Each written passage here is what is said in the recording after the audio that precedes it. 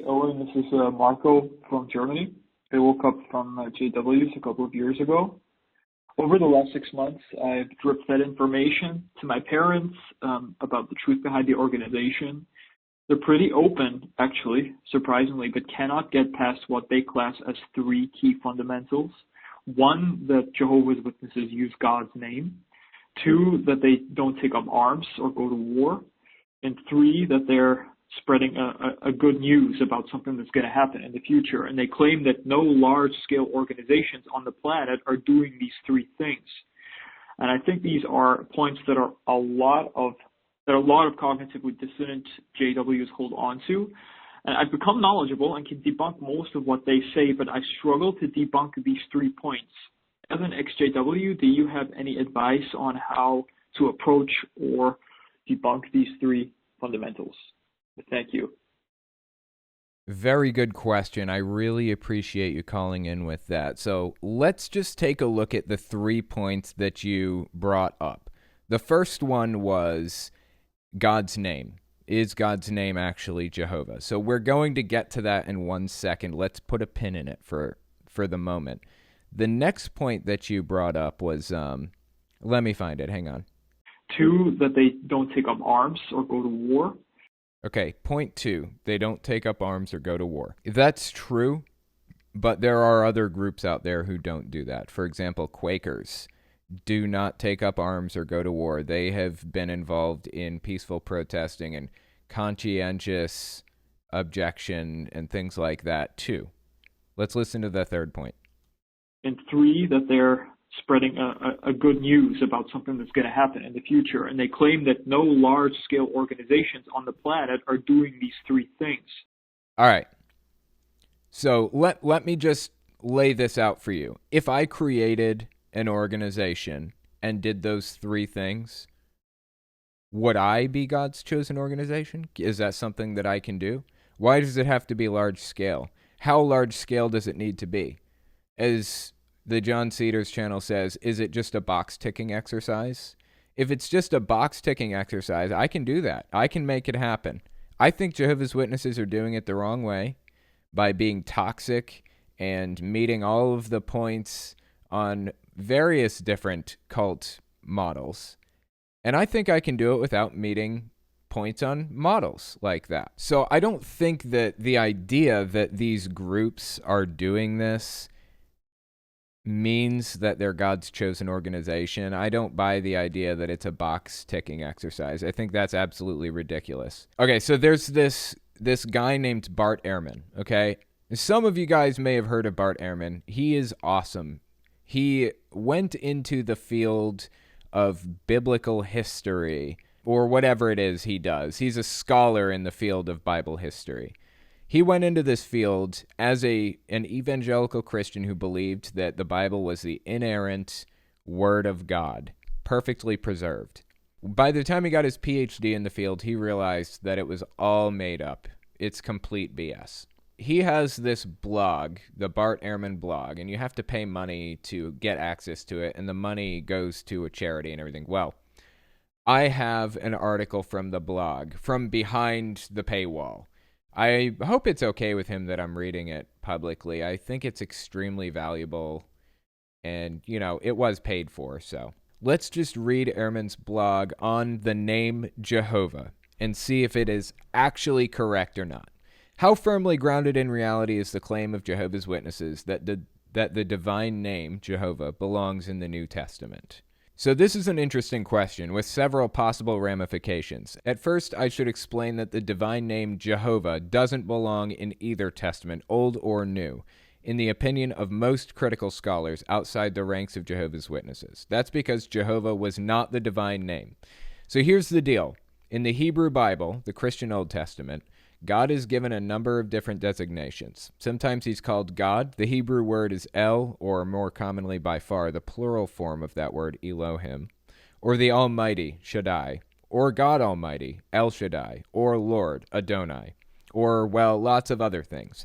But sometimes the God of Israel is actually given his personal name. Like everyone else, he has a name, and his name was 4 squares. It only shows 4 squares here, but I guess the Hebrew letters didn't show up in the PDF, but I can just show you guys what it looks like real quick. This right here, this is what the Tetragrammaton looks like here in the corner. For those of you who are actually watching this live or watching the clip or whatever, this is the Tetragrammaton. It's read from right to left instead of from left to right like typical English is. So this is basically the letter Y and then H and then W and then H again. But we'll get into it more. Those were the letters that were missing from Bart Ehrman's blog, where the squares are. Let's continue reading. His name was YHWH. In English letters, that's what it looks like, YHWH. Written Hebrew, as you probably know, does not use vowels, only consonants.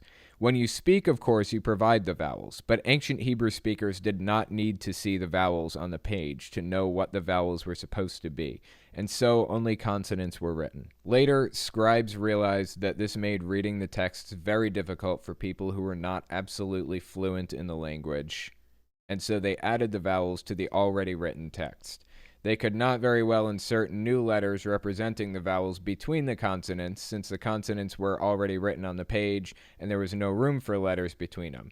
So they developed a system of points that could be added above and below the consonantal letters to indicate which vowels were to be supplied with each consonant. So there might be a small dot beneath a letter, or a dot next to a letter, or over a letter, or a small line under a letter, or 3 dots arranged like an upside-down pyramid under a letter, or a small T-shape under a letter, and so on, all representing different vowel sounds.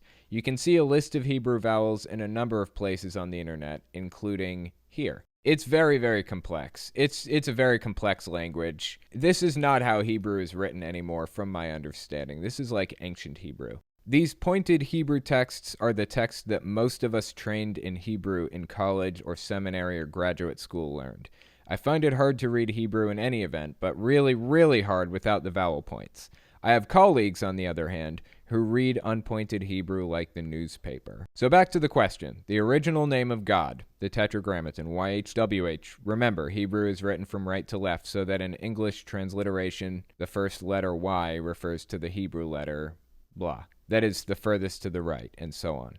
Consists of 4 letters. It was considered exceptionally, extraordinarily holy. The name was the Tetragrammaton, YHWH.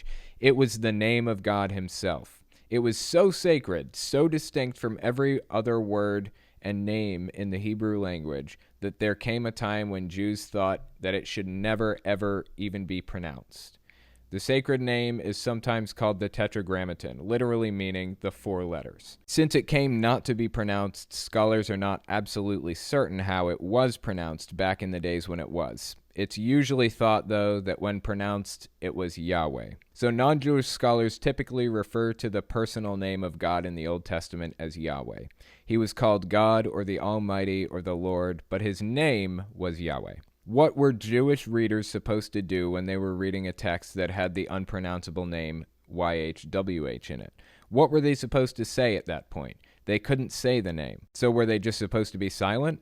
But how then would anyone know that the Tetragrammaton was in the text at that point? Jewish scribes solved that problem when they started adding points to the unpointed Hebrew text. When the divine name occurred, instead of giving it its pronounceable vowel points, they gave it the points that belonged to the word for Lord, Adonai. When you add the vowels of Adonai to the consonants of YHWH, it makes it very hard indeed to say. And when you do, it's YAHOWAH, Yahovah, kind of like that, Yahovah, when it was originally supposed to be Yahweh. So obviously, we're starting to see how it turned into Jehovah at this point, despite the fact that J's didn't exist until the 1600s. So let's continue reading. This was assigned to the reader not to say the name Yahweh, but to say instead Adonai. So they were reading the Tetragrammaton, but they were speaking the word Lord. When modern Bible translators were putting the Bible into modern European languages, they were confronted with this situation. There were various solutions devised to express the Tetragrammaton in English. In a lot of Bibles, you may have noticed this, or you may not have. There's a difference in the Old Testament between the word Lord, first letter capitalized, and the word Lord in all capitals. The first word translates Adonai, and the second word translates to the Tetragrammaton YHWH. That's how, when you're reading a translation, you can tell if the Tetragrammaton is being used. But some translators took the Tetragrammaton with the vowels of Adonai and created an English word for it. In some European languages, the letters Y and J are equivalents, sound the same, as are W and V. Think German. If you spell the name Yahweh as JHVH and add the vowels of Adonai, you get Jehovah. That's a made-up English word, not a Hebrew word. And not before this an English word either. People who claim that Jehovah is the divine name are kind of right, but not really. The divine name was probably Yahweh. Technically speaking, the name Jehovah doesn't occur in the Old Testament at all. And it certainly doesn't occur in the New Testament, which was not written in Hebrew, so it never uses the Tetragrammaton. So anytime you see the name Jehovah from the book of Matthew onward, it's artificially added anyways. The Tetragrammaton is God's name in Hebrew, and the New Testament was written in Greek, not in Hebrew. When the Old Testament came to be translated into Greek, both Yahweh and Adonai were translated by the Greek word kuplok. I don't know how to pronounce that word, which in English letters is kurios. Okay, kurios. It is the Greek word for Lord. It is a word that can be used to refer to your employer, your master, your superior, or to God, or to the personal name of God. And so when the New Testament refers to God as Lord, it is not clear if it's calling him by his personal name or if it's designating him as the Lord. But in neither case, in my judgment, does it make sense to translate the term using the made-up English word Jehovah. So the next question I have is, how do Jehovah's Witnesses respond to this? Because they know all of this, like the governing body. They know this. They know the origin of the name Jehovah. So I went over and I looked it up. I looked up their assessment of it. It's very interesting to get an idea of where they land with it. Let me give you kind of a broad overview of their assessment of it. Bear in mind, it's been a long time since I've read this, so I'm giving you the assessment that I got from it like years ago, last time I read it. They basically say, yeah, we know the Tetragrammaton translates to YHWH, and we know that JHVH is nowhere to be found in the Bible, and that the letter J didn't even exist until like thousands of years after this, was even written, until like the 1600s or something like that. We know all of that, but we're choosing to use Jehovah anyways because it's the English translation. How they came up with the idea that Jehovah is the English translation of Yahweh is completely beyond me. I have absolutely no idea how they came to that conclusion. Or why they'd use the English translation. Why aren't you using the actual name, Yahweh? That's what it actually was. Why are you using something other than what it is? It's totally nonsensical to me. It's a name. You're not supposed to translate it to something different. It's an actual name. Granted, Jesus is a translation into English also. It was Yeshua originally, I believe, not Jesus. Kind of weird that they're using Jesus also. They should probably be using Yeshua instead. Anyway, let's just read like the first two paragraphs of their breakdown of this and see what it says. The divine name, represented by the four Hebrew consonants YHWH in Hebrew, appears nearly 7,000 times in the Hebrew scriptures. This translation renders those four letters, known as the Tetragrammaton, Jehovah. That name is by far the most frequently occurring name in the Bible. No, it's not. Jehovah is not the most frequently occurring name in the Bible. That is a misrepresentation. Yahweh, I can grant you, may be the most frequently occurring name in the Bible, but not Jehovah. While the inspired writers refer to God by many titles and descriptive terms such as Almighty, Most High, and Lord, the Tetragrammaton is the only personal name they use to identify God. That's true. Jehovah God himself directed Bible writers to use his name. For example, he inspired the prophet Joel to write, "Everyone who calls on the name of Jehovah will be saved." And God caused one psalmist to write, "May people know that you, whose name is Jehovah, you alone are the Most High over all the earth." I believe, that's Psalms 83:18. That is in most Bibles, especially the King James Version. The King James Version mistranslates Yahweh into Jehovah at Psalms 83:18, so Jehovah's Witnesses latched onto it and just won't let it go for dear life. In fact, the divine name appears some 700 times in the book of Psalms alone, a book of poetic writings that were to be sung and recited by God's people. Why then is God's name missing from many Bible translations? Why does this translation use the form Jehovah? And what does the divine name Jehovah mean? It means nothing. It's made up. It's fabricated. It doesn't have a meaning, unless you're applying a meaning to it for some weird reason. Don't know why you're an authority on that. Why is the name missing from many Bible translations? The reasons vary. Some feel that Almighty God does not need a unique name to identify him. Others appear to have been influenced by the Jewish tradition of avoiding the use of the name, perhaps out of fear of desecrating it. Yeah, that is true. Jewish people from like a long, long time ago decided not to use the name. They became superstitious. They didn't want to use Yahweh. As we read in Bart Ehrman's paper, they inserted the letters for Adonai, the vowels for Adonai, so that people wouldn't use God's name as cited in the Bible. So that is true. Still, others believe that since no one can be sure of the exact pronunciation of God's name, it's better to just use a title such as Lord or God. Such objections, however, lack merit for the following reasons. Those who argue that Almighty God does not need a unique name ignore evidence that early copies of his word, including those preserved from before the time of Christ, contain God's personal name. As noted above, God directed that his name be included in his word some 7,000 times. Obviously, he wants us to know and use his name. Now, this 7,000 times figure here, I'm a little bit skeptical. Did Jehovah's Witnesses go through the New Testament, and any time they found an instance of the word kurios, which translates to master, superior, or God, or whatever else, did they replace that with Jehovah? I bet they did.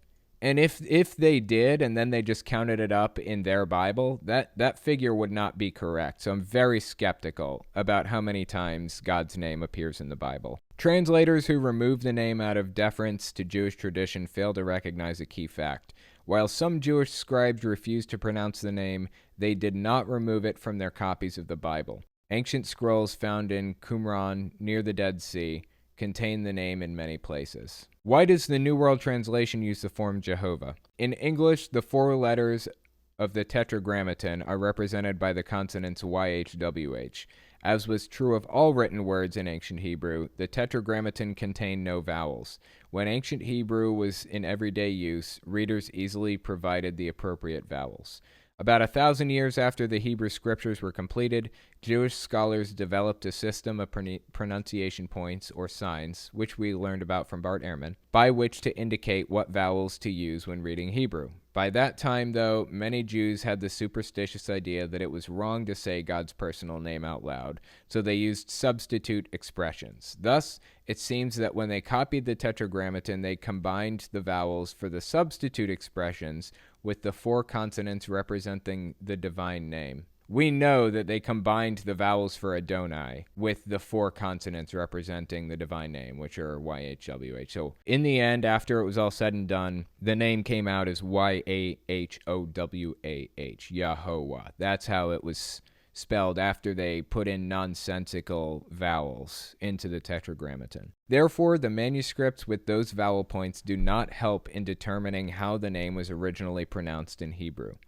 Some feel that the name was pronounced Yahweh, whereas others suggest different possibility. No, it was Yahweh. There are scholars, ancient Hebrew scholars out there today who read unpointed Hebrew, and there is a wide consensus with everybody outside of Jehovah's Witnesses that it was pronounced Yahweh, whereas others suggest different possibilities. Others being Jehovah's Witnesses, I guess.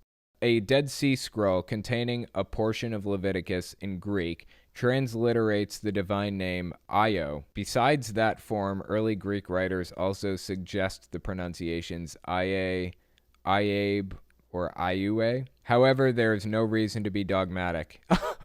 This coming from Jehovah's Witnesses. There's no reason to be dogmatic. I love it. Thank you, Jehovah's Witnesses. I completely agree. There's no reason to be dogmatic. Zero self-awareness from these people. Zero. This cracks me up, man. I swear, these people have no self-awareness whatsoever. None to be found. Anyways, I'm skeptical of their claim here. A Dead Sea Scroll containing a portion of Leviticus in Greek transliterates the divine name. I'm not saying that didn't happen. I'm just a little bit skeptical. I'd like a little bit of evidence on that. They're not providing any kind of citations or anything here at all. They're just claiming things. So I'm going to withhold belief until proven otherwise on that one. At any rate, they said, there's no reason to be dogmatic. We simply don't know how God's ancient servants pronounced this name in Hebrew. What we do know is that God used his name repeatedly in communication with his people, that they addressed him by that name, and that they used it freely in speaking with others. I love it, man. This is just comical almost. Why then does this translation use the form Jehovah? Because that form of the divine name has a long history in the English language. There you go. That's why they use the name Jehovah. Because they claim it's an English translation. Why they would choose to use the English translation over the actual name is completely beyond me. But there's their reason for using it. The first rendering of God's personal name in an English Bible appeared in 1530 in William Tyndale's translation of the Pentateuch. He used the form Ieuah, I-E-H-O-U-A-H. Over time, the English language changed, adding J's, because J's didn't exist at the time. And the spelling of the divine name was modernized. For example, in 1612, Henry Ainsworth used the form I-E-H-O-V-A-H, basically Jehovah with an I. Again, because J's didn't exist yet, throughout his translation of the Book of Psalms. Then in 1639, when that work was revised and printed with the Pentateuch, the form Jehovah was used. In 1901, the translators who produced the American Standard Version of the Bible used the form Jehovah, where the divine name appeared in the Hebrew text. Explaining why he used Jehovah instead of Yahweh in his 1911 work, Studies in the Psalms, respected Bible scholar Joseph Bryant Rotherham said he wanted to employ a form of the name more familiar while perfectly acceptable to the general Bible reading public. All right, so the bottom line here, that the thing that I'm pulling from this is Jehovah is not the divine name, and they are admitting it in this article, but justifying its use anyways. That's what I'm getting from this article that Jehovah's Witnesses have produced. What Bart Ehrman said was completely accurate and supported throughout the entirety of this article by Jehovah's Witnesses. They just don't care. They just want to use the name Jehovah anyways, despite the fact that it's not God's name. Never was God's name, not even close to God's name. It's a fabrication. So there you go, Jehovah's Witnesses. If you were wondering why Jehovah's Witnesses use the name Jehovah, it's because they like it.